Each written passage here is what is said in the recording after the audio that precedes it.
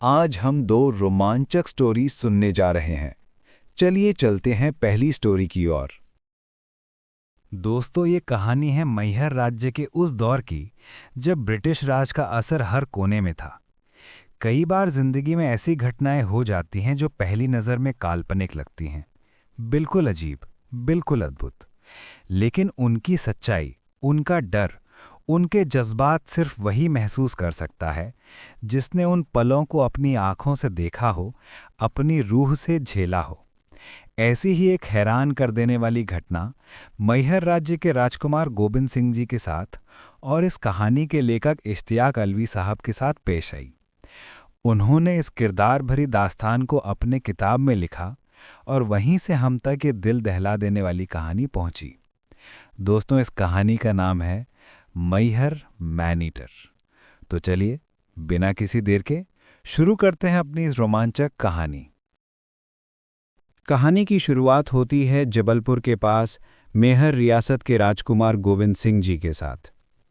हम चार शिकारी उनकी हंटिंग मोटर कार में सफ़र करते हुए चूने के पहाड़ों से निकल रहे थे। गाड़ी के इंजन की हल्की सी गूंज चट्टानों से टकरा के वापस आ रही थी। दिन ढल रहा था, हवा ठंडी थी और हम एक पहाड़ी के दामन में रुककर चाय पी रहे थे। चाय का धुआं धीरे धीरे ऊपर उठकर सर्दी में घुल रहा था। पहाड़ी के चारों ओर घना अंधेरा जंगल था। वहां आसपास बस 8-10 झोपड़ियों का एक छोटा सा गांव था। इसी दौरान एक बूढ़ा लेकिन मजबूत कद का गांव वाला हमारे पास आया, आंखों में आंसू, सांस फूली हुई और डरा हुआ। वो बोलने लगा कि 2-3 महीने से एक मैन ईटर लेपर्ड ने पूरी दिशा में तबाही मचाई हुई है। आदमी भी मर रहे हैं, पशु भी मर रहे हैं। गांव के लोग बता रहे थे कि पिछले हफ्तों में लेपर्ड की हद होती जा रही है। इतना बेधड़क हो गया है कि रात क्या, दिन में भी गलियां नापता फिरता रहता है। बीच गांव में खुलेआम गरजता है। इस आवाज से आदमी और उनके पालतू पशु इतने डरे हुए हैं कि पूरा गांव जैसे सांसें रोक कर बैठा हो। लोग भूखे प्यासे घरों में बंद हो गए हैं। अगर किसी को बाहर निकलना पड़े तो 2-4 लोग साथ में निकलते हैं। वो अपने बच्चों को दूर दूसरे गांव तक भेज चुके हैं ताकि कम से कम उन्हें सुरक्षा मिले। फिर उसने एक अजीब बात बताई, ऐसी बात जिसे सुनकर पहले हमें यकीन ही नहीं हुआ। उसके मुताबिक ये मैन ईटर लेपर्ड कोई आम दरिंदा नहीं, बल्कि एक अंग्रेज साधु है। जब चाहता है लेपर्ड का रूप धारण कर लेता है और फिर किसी न किसी को मार डालता है। नफरत से भरा हुआ उस गांव वाले ने बताया कि ये साधु आसपास के गांव में इंसानी रूप में दिखाई देता रहता है। अनाज, रोटी, पैसा जो मिले ले जाता है और जो ना दे उसको वो धमकाता है। और जिसको साधु धमका दे उस घर में कुछ दिन बाद जरूर कोई ना कोई बड़ी मुसीबत आ जाती है। उसका आश्रम 1 मील दूर सामने वाली पहाड़ी पर था। हमने फैसला किया कि पहले इस साधु को ही देखना चाहिए। गांव वाले को साथ लिया और आश्रम की ओर बढ़ गए। आश्रम पहुंचकर जो मंजर दिखा वो और भी हैरत अंगेज था। एक साधु सामने खड़ा था, निखरते गोरे रंग का, जटाधारी, नंगा ऊपर से तन मन दिखाता हुआ, उम्र मुश्किल से 50 साल, लेकिन बदन इतना सख्त, इतना फुर्तीला कि लगता था हर पल फड़क रहा हो।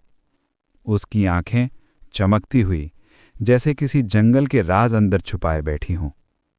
वो तेज अंग्रेजी में बोला, तुम लोग यहां क्यों आए हो? मौत ने घेर लिया क्या? अगर शिकारी हो तो लेपर्ड को मत मारना, वो तुम्हें खा जाएगा। राजकुमार ने शांत अंदाज में समझाने की कोशिश की कि गांव वालों को बेवकूफ बनाना बंद करे, डर पैदा करना बंद करे। लेकिन साधु उल्टा हमसे बहस करता रहा, फिर गुस्से में अपने आश्रम में घुस गया। हम वापस आए तो शाम के 5 बज चुके थे। रात का अंधेरा धीरे धीरे पहाड़ों पर उतर रहा था। हम सब ने राइफल्स ली, गांव की जांच की, और दोस्तों, जो देखा उससे हमारे होश उड़ गए। गांव की गलियां लेपर्ड के पगमार्क से भरी पड़ी थी, दिन के भी, सुबह के भी, रात के भी। यानी दरिंदा यहीं आसपास घूम रहा था। हमने आसपास की पहाड़ियों और घाटियों का भी जायजा लिया और रात के करीब 10 बजे अपने कैंप पर लौट आए। गांव के बाहर एक घने पेड़ के नीचे हमने लकड़ियों का बड़ा अलाव जलाया। मोटर कार पास में खड़ी थी। उसमें खाने और रहने का सारा सामान था। 4 लोगों की टेबल और 2 बेड का सामान। हमें अंदाज़ा था ये साधु रात में कोई न कोई हरकत ज़रूर करेगा, शायद हमें डराने के लिए, शायद हमारा ध्यान भटकाने के लिए। इसलिए हमें असली लेपर्ड और साधु के भेस वाले लेपर्ड में फ़र्क पहचानना होगा गोली चलाने से पहले। इस रात हमें जागना ही था। 2 साथी मोटर में सो गए। मैं और राजकुमार अलाव के पास कुर्सियों पर बैठे, राइफल्स गोद में लिए धीमी आवाज में शिकार की बातें कर रहे थे। ठंड बढ़ रही थी। जंगल की हवा तीखी लगने लगी थी। और तभी गांव की पूर्वी दिशा से लेपर्ड के गरजने की दहला देने वाली गरज सुनाई दी, लगभग 200 गज दूर से। रात की खामोशी को चीर कर आई वो गरज, जैसे अंधेरे में किसी ने मौत की घंटी बजा दी हो। हमने अपनी राइफल्स ठीक से संभाली, फिर और होशियार होकर पूरी आबादी की गलियों का चक्कर लगाया। गांव के बीच एक खास रास्ता था जहां से ज्यादातर जंगली जानवर अंदर घुसते थे। हमने वहां की मिट्टी को साफ कर दिया, बिल्कुल झाड़ू लगाकर, ताकि जो भी जानवर गुजरे उसके पगमार्क साफ साफ नजर आएं। वापस आकर हम दोनों कुर्सियों पर बैठे ही थे कि पश्चिम की दिशा से लेपर्ड के बोलने की दहशत भरी गरज सुनाई दी। फिर कुछ ही पल बाद उत्तर की ओर से दूसरी गरज। अब तो यकीन हो गया था कि लेपर्ड आबादी को चारों ओर से घेर रहे थे। अंधेरा, सन्नाटा और वो दरिंदा जैसे हमें देखकर मुस्कुराता हो। हमारे अंदर तनाव बढ़ने लगा। और तभी साधु की पहाड़ी की ओर से एक भारी, जानी पहचानी गरज फिर गूंजी। हमने फौरन कुर्सियों का रुख आबादी की ओर मोड़ लिया। हर मुमकिन रास्ता, हर संभावित मोड़ हमने जहन में उतार लिया। लंबी देर तक अंधेरे को घोरते घोरते आंखें दुखने लगीं। हम एक अजीब सी परेशानी में उलझे हुए थे। इतने सारे नाकों का पहरा कैसे रखें? कौन सा रास्ता ज्यादा खतरनाक हो सकता है? कौन सा लेपर्ड की पसंदीदा जगह हो सकती है? सोचते सोचते वक्त निकल गया और एक बात बिल्कुल साफ हो गई। लेपर्ड कहीं दूर नहीं थे, वहीं कहीं पास घात में बैठे थे। अगर आज रात लेपर्ड ने कोई और वार कर दिया तो शर्मिंदगी हमारे नाम लिखी जाएगी। हमने फौरन मोटर कार में सो रहे दोनों साथियों को जगाया। गांव के बाहर उन्हें 2 अलग-अलग रास्तों पर छुपाकर बैठा दिया ताकि हर दिशा पर निगाह रहे। मैं और राजकुमार गांव की गलियों में धीरे धीरे चल रहे थे कि एक ऐसा मंजर सामने आया जिसे देखकर हमारे होश उड़ गए। पूर्वी दिशा वाले गलियारे की नई नरम मिट्टी पर लेपर्ड के ताजे पगमार्क्स बने हुए थे। नब्ज तेज हो गई, कान गर्म हो गए, पीठ की हड्डी में ठंडी लहर उतर गई। हमने चारों ओर देखा, फिर धीरे से उन पगमार्क्स के पीछे चल दिए। और दोस्तों, जो हमने अगले पल देखा उसने हमारे रोंगटे खड़े कर दिए। ये पगमार्क सीधे हमारे अलाव तक आए थे और वहां से घूमकर मोटर कार के पीछे की ओर चले गए थे। यानी जब हम वहां नहीं थे, लेपर्ड बिल्कुल हमारी कुर्सियों के पास तक आ गया था। हमारी सांसें अटक गईं। पगमार्क्स देखकर लगता था कि वो पूरी उम्र का भारी बलन वाला लेपर्ड था, बड़ी शक्ति वाला, पुराने जंगल का मालिक। हम दोनों साथियों के पास वापस गए, पूरी बात बताई और फिर फैसला किया कि रात आधी निकल चुकी है तो क्यों न साधु के आश्रम का पता लगाया जाए। दोनों साथियों को पहाड़ी के घुमावदार मोड़ पर छुपाकर बैठा दिया। मैं और राजकुमार चुपके से आश्रम की ओर निकल गए। आश्रम में एक पतला सा झोपड़ा था, बांस और छप्पर से बना हुआ। निकलने का रास्ता कांटों वाली झाड़ियों से बंद किया हुआ। घूप अंधेला था। हम झाड़ियों में कान लगाकर कोई भी आहट सुनने की कोशिश कर रहे थे, लेकिन आश्रम बिल्कुल सन्नाटा था। हमने एक छोटा सा सुराग बनाया, टॉर्च की रोशनी अंदर डाली। आश्रम खाली था। यहां आकर एक वहम तो टूट गया, लेकिन एक नई उलझन खड़ी हो गई। ये मैन ईटर लेपर्ड्स का राज क्षेत्र है। फिर भी साधु इतना बेडर और बेझिझक कैसे रहता है?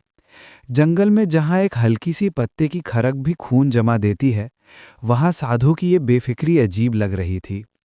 एक ओर हमारी राइफल्स तैयार और दूसरी ओर साधु के अजीब रवैये का बोझ। हमने फैसला किया कि थोड़ा हटकर दो अलग अलग रास्तों पर बैठकर निगाह रखते हैं। एक रास्ता मैंने संभाला, दूसरा राजकुमार ने। दोनों रास्ते झाड़ियों से ढके हुए थे और हम उनमें बिल्कुल शांत अंधेरे में गुम होकर बैठ गए। जंगलों की खुशबू, ठंडी हवा, दूर कहीं से आती कभी कभी कोई अधूरी आहट, और हमारे दिल धड़क रहे थे।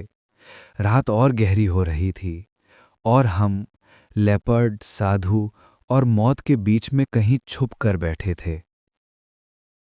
अब असली इम्तिहान का वक्त आ गया था। रात बिल्कुल खाली, हवा ठंडी और हर गुजरने वाला पल एक पहाड़ जैसे भारी। हर हल्की सी खरक पर लगता था जैसे मौत सामने खड़ी हो। अचानक आश्रम की पगडंडी की ओर से हल्की सी चाप सुनाई दी। घूप अंधेरे में एक साया उभर कर नजर आया। नीचे की ढलवान से कोई आदमी ऊपर चढ़कर आ रहा था। वो साधु था। बस 10 कदम दूर से गुजरा, बिल्कुल बेआवाज, और सीधा अपने आश्रम में चला गया। किसी लेपर्ड का निशान तक साथ नहीं था, लेकिन उसकी बगल में एक मोटा बंधा हुआ बोरी जैसा पोटला था जिसे उसने संभाल कर पकड़ रखा था। आश्रम में घुसकर उसने कोई दिया, कोई चिराग, कोई आग नहीं जलाई। पूरा झोपड़ा अंधेरे में डूबा हुआ था। अगले आधे घंटे तक हम झाड़ियों में छुपकर सिर्फ आहटें सुनते रहे, लेकिन एक भी आवाज नहीं आई। आखिर हम धीरे से निकलकर वापस अपने कैंप आ गए और थोड़ी देर मोटर कार के अंदर ही सुबह तक सो गए। दिमाग में एक ही बात घूम रही थी, ये सब कुछ आसान नहीं लग रहा था। लगता था जैसे किसी ने साधु को मैन ईटर का तरीका सिखा दिया हो। जिसे वो इशारा करे उस पर लेपर्ड कभी ना कभी हमला कर देता था। हम सबका मानना था कि साधु ने बस एक वहम का जाल फैला रखा है, लेकिन हर शिकारी के दिल में कहीं ना कहीं थोड़ी सी बेचैनी जरूर थी। हमारे देश में तो अंधविश्वास को आखिर आध्यात्मिक शक्ति बनाकर पेश किया जाता है, इसलिए डर और संदेह दोनों साथ साथ चल रहे थे। सुबह फैसला किया गया, 2 बकरियां बेड बनाकर रखी जाएं, लेकिन गांव वालों ने साफ मना कर दिया। वो साधु के खिलाफ एक कदम भी नहीं उठाना चाहते थे। कहता था कि अगर हमने मदद की तो हमारी मौत पक्की है। इसलिए दूर के एक गांव से 2 बकरियां मंगाई गईं। दोपहर 3 बजे हमने बकरियां गांव के 2 अहम रास्तों पर बांध दी और पास की झाड़ियों में 2 शिकारी चुप कर बैठ गए। शाम हुई, अंधेरा छा गया और चारों ओर से लेपर्ड्स की गरजने की आवाजें गूंज उठी। हम सब तैयार थे, राइफल संभाली हुई, दिल तेज धड़कते, आंखें अंधेरे में तारों की तरह चमकती। रात भर हम जागते रहे, लेकिन कोई लेपर्ड गांव में नहीं आया। ये बात अजीब थी, बहुत अजीब। मैन ईटर की कोई पहचान गांव वालों ने बताई ही नहीं थी और लेपर्ड्स की तादाद भी ज्यादा थी, इसलिए हमारी मुश्किल और बढ़ गई थी। गांव के लोगों ने बताया कि इस आदमखोर ने अब तक 20 आदमी और बहुत सारे पालतू जानवर मार दिए हैं। ये सुनकर हमारी रुचि और तेज हो गई। अब तीसरी दोपहर आ गई। हमारे 2 साथी गांव के नाकों पर एक एक बकरी बांधकर बैठ गए। मैं और राजकुमार तीसरी बकरी को लेकर साधु के आश्रम से लगभग 500 गज दूर एक जगह बांधकर फिर बिल्कुल चुप होकर झाड़ियों में घुस गए। हमें लेपर्ड से भी बचना था और साधु की नजर से भी। डर और बेचैनी का माहौल था। अपने होश पर काबू रखना एक लंबी लड़ाई जैसे लग रहा था। लेपर्ड से सामना होना अजीब नहीं था, लेकिन साधु से टकराव, वो कैसा होगा? क्या करेगा? क्या दिखेगा? इस सोच ने बेचैन कर रखा था। सूरज ढल चुका था, अंधेरा गहरा होता जा रहा था। ठंड ऐसी थी कि जैसे पूरा जंगल जम गया हो। घास और पत्तों पर इतनी नमी जम चुकी थी कि कदम रखने पर जरा सी भी आहट पैदा नहीं हो रही थी। और इसी वजह से हमारे कान हर पल ज्यादा दबाव में थे, जैसे जरा सी भी खरक हम सुनना चाहते हों। लेकिन अभी तक कोई खास आहट सामने नहीं आई थी। रात के लगभग 11 बजे अचानक एक ऐसी जिगर खराश चीख नीचे की ढलान से उठी कि मेरा पूरा जिस्म कांप गया। दिल ने कहा कि अब यहां बैठना डरपोकी होगी। मैंने राजकुमार को इशारा किया और हम दोनों अपनी जगह से बड़ी एहतियात के साथ निकल पड़े।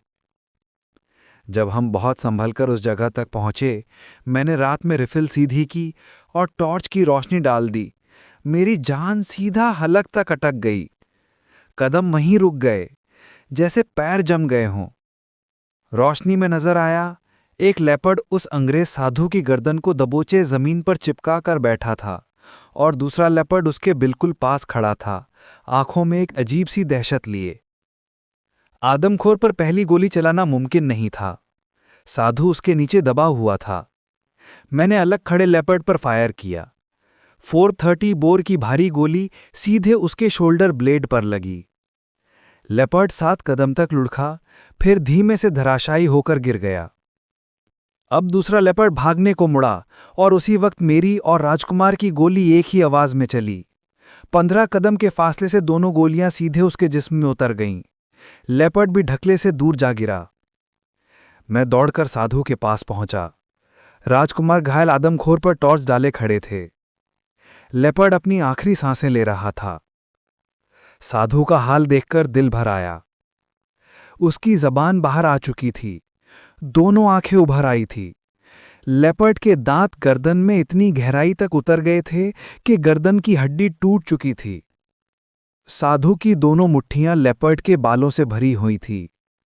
शायद इस बहादुर आदमी ने अपनी पूरी ताकत से उस दरिंदे से टक्कर ली होगी। साधु का जिस्म अभी भी गर्म था, मगर रूह उड़ चुकी थी।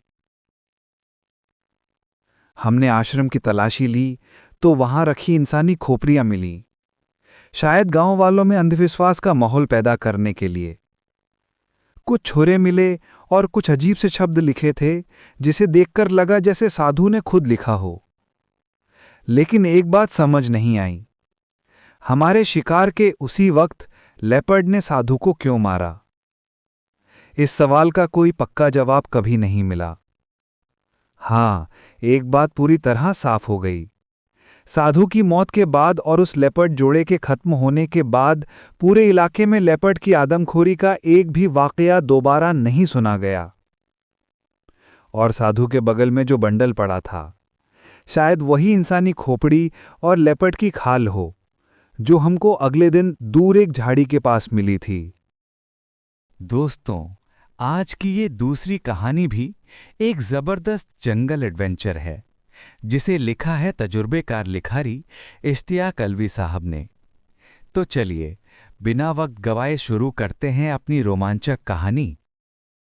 दोस्तों, हमारे पहाड़ी जंगल एक दूसरे से इस तरह जुड़ते हैं जैसे कोई गहरा हरा समुंदर हो। शारदा नदी के उस पार नेपाल के गहरे वन हैं और इस पार टनकपुर की तरफ हमारे अपने जंगल। बीच बीच में नदी ऐसे मुड़ती है कि छोटे छोटे टापू बन जाते हैं, जहां घना जंगल इतना गहरा होता है कि धूप भी मुश्किल से ज़मीन तक पहुंचती है। इन्हीं टापुओं पर हाथी, बाघ, लेपर्ड और जंगली सूअर आम दिखाई देते हैं। शाम के वक्त हमारे ट्रक टनकपुर पहुंचे। थकान से टूटे हुए हम लोग डाक बंगले में ठहर गए। वहीं रात को स्थानीय शिकारियों ने एक ऐसी बाघिन का जिक्र किया जिसे लोग मैन ईटर के नाम से जानते थे। कहते थे वो नेपाल के जंगल में रहती, लेकिन अक्सर शारदा नदी को पार करके टनकपुर की तरफ आ जाती थी। और उस बाघिन की आदतें, दोस्तों, बिल्कुल अजीब और रूमटे खड़े कर देने वाली।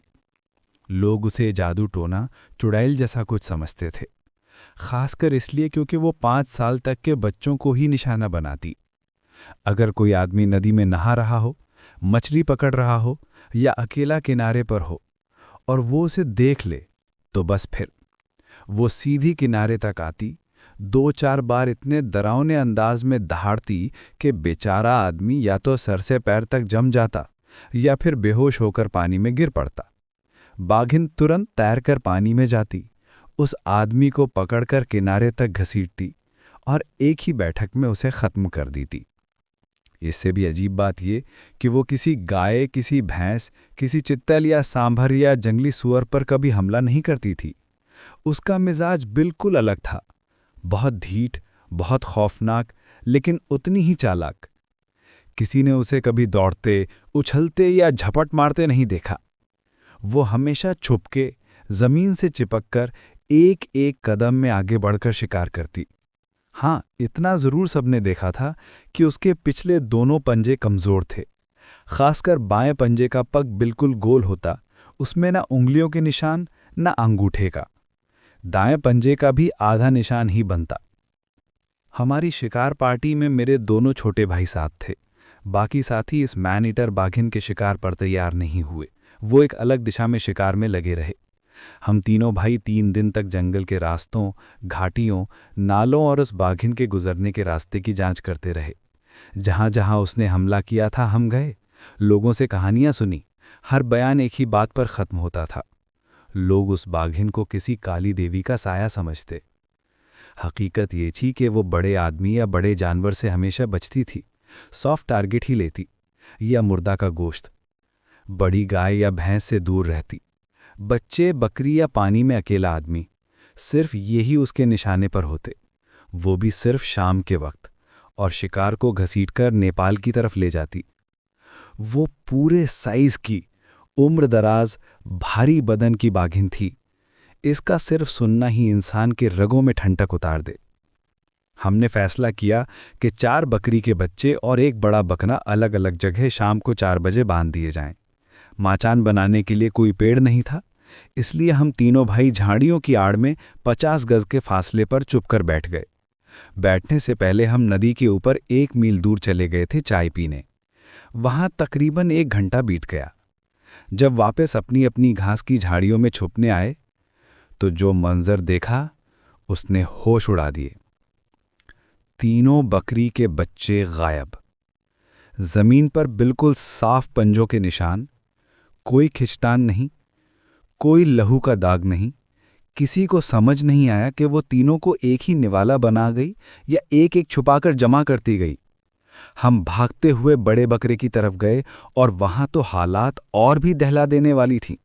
बकरा जिंदा खड़ा था, लेकिन पूरे बदन पर गहरी खरोंचें, खून से नहाया हुआ और कांप रहा था जैसे मौत उसके सामने खड़ी हो। उसी पल समझ आ गया कि ये मैन ईटर सिर्फ खतरनाक नहीं, बल्कि बिल्कुल अलग दिमाग से खेलने वाली बाघिन है। दोस्तों, जमीन पर इधर उधर उधेड़े हुए लंबे बाल बिखरे पड़े थे। बकरे के मुंह के दाएं हिस्से की खाल लटक रही थी। एक आंख सिर्फ पतली झिल्ली में अटकी बाहर को लटक रही थी। जबड़े तक दिख रहे थे, हड्डियां तक साफ नजर आ रही थीं, जैसे किसी ने जबरदस्त तमाचा मारा हो। सींग पर मिट्टी लगी थी, बदन के बाएं हिस्से पर जोर की फड़कनी का निशान था। जमीन पर बाघिन के पंजों के पुगमाकल्स बिल्कुल साफ छपे हुए थे।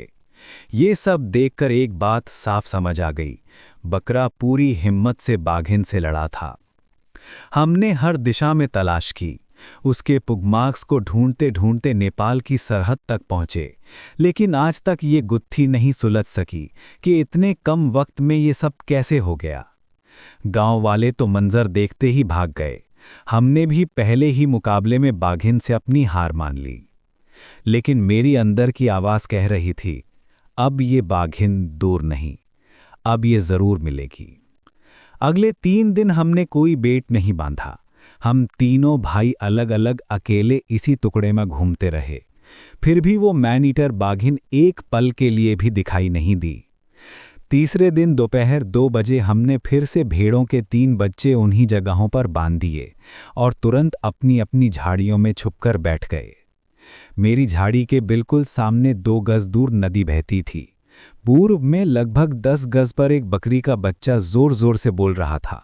मुझे उम्मीद थी कि नेपाल की तरफ से उतरकर आने वाले जानवर मेरे दोनों भाइयों के सामने से निकलेंगे। तभी मेरी नज़र बहाव में आती एक लाश पर पड़ी। वो धीरे धीरे किनारे की तरफ आ रही थी। मैंने तुरंत राइफल का स्लिंग और पतलून की पट्टी निकाली और लाश की पसलियों में हुक की तरह अटकाकर उसे झाड़ी में फंसा दिया ताकि वो बहकर नीचे न जाए। लाश से उठती घिनौनी बदबू में दिमाग जला दिया। जंगल में अंधेरा घने बादलों की तरह उतर रहा था। चारों ओर एक अजीब सा सन्नाटा और धीरे धीरे शाम रात में बदल गई। चीतल और सांभर ने अपने खास खतरे के संकेत देने शुरू कर दिए। जंगली सूअर इधर उधर भागते हुए गुजर गए। फिर एक गहरी खामोशी छा गई। मेरे बाल खड़े हो रहे थे, दांत आपस में टकराकर बजने लग गए। मैंने राइफल की ग्रिप को ठीक किया। हाथ थोड़ा कपकपा रहा था, पर नज़र बिल्कुल तेज थी। अचानक बाएं तरफ एक पतली सूखी डंडी टूटने की आवाज़ आई और साथ ही घास पर किसी नरम पंजे का दबाव महसूस हुआ। मैंने सांस रोककर उधर देखा। जमीन से लिपटी एक काली परछाई बकरी के बच्चे की तरफ सरकती आ रही थी। मैंने राइफल की नाल को धीरे से उठाया, निशाना गर्दन के नीचे बिघल के जोड़ पर टिकाया और जैसे ही टॉर्च का बटन दबाया, मैंने ट्रिगर दबा दिया। 42-3 बोर की भारी गूंज ने जंगल को हिला दिया और उसी पल बाघिन की दहाड़ बिजली की कड़क की तरह फूटी। वो सीधी अपनी नाक की दिशा में एक आखिरी छलांग लगाती हुई अंधेरे में ओझल हो गई। दूसरे ही मिनट बाबू मियाँ की तरफ से एक तीसरा फायर हुआ। बाघिन ने फिर दहाड़ मारी और इसके बस 1 मिनट बाद शब्बू मियाँ ने 2 तेजी से गोलियां चला दीं। वो नेपाल की सरहद से सिर्फ 20 कदम अंदर बैठे थे। 15 मिनट तक मौत जैसी खामोशी छाई रही। फिर दूर से हमारी पार्टी की सीटी की आवाज़ आई। मैं तुरंत उन आखिरी 2 फायर की दिशा में भागा। जिस जगह पहुंचा वहां मैनीटर बाघिन जमीन पर मुर्दा पड़ी थी। मेरी गोली उसके निशाने से सिर्फ 1 इंच नीचे लगी थी।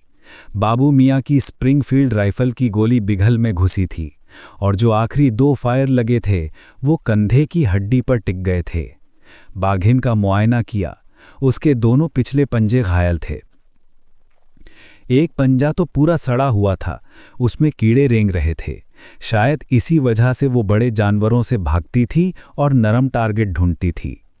हम पूरी रात गांव वालों को पुकारते रहे, लेकिन डर ने उनके पैर बांध रखे थे। कोई पास तक नहीं आया। सिर्फ हमारी शिकार पार्टी के साथी एक हाथी पर बैठकर वहां पहुंचे। बाघिन को हाथी पर लादकर हम रात देर तक डाक बंगले वापस पहुंचे। सुबह का मंजर तो और भी दिल हिला देने वाला था। जिन औरतों के बच्चे इस मैनीटर बाघिन ने खाए थे, वो सब इकट्ठी होकर रोती चीखती अपनी पहाड़ी बोली में दर्द उगलती हुई बाघिन की लाश पर पत्थर बरसा रही थीं। लेकिन आदमी, वो सब दूर खड़े सिर्फ तमाशा देख रहे थे। बुलाने पर भी कोई पास नहीं आता था। दोस्तों, जंगल की असली दहशत कभी बिना दहाड़े के भी इंसान के दिल में घर कर लेती है, और उस दिन ये बात हम तीनों भाइयों ने गहराई से महसूस की।